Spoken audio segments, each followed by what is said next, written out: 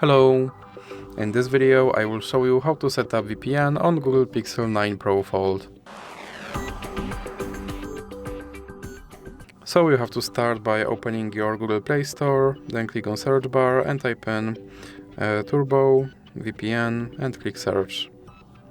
Then select this application and click install. And now click open. Then click agree and continue. Now you can close this ad and click allow and click consent. Then you can click on this button to start your VPN and click OK. Now you can close this ad, and as you can see I'm connected to VPN United States.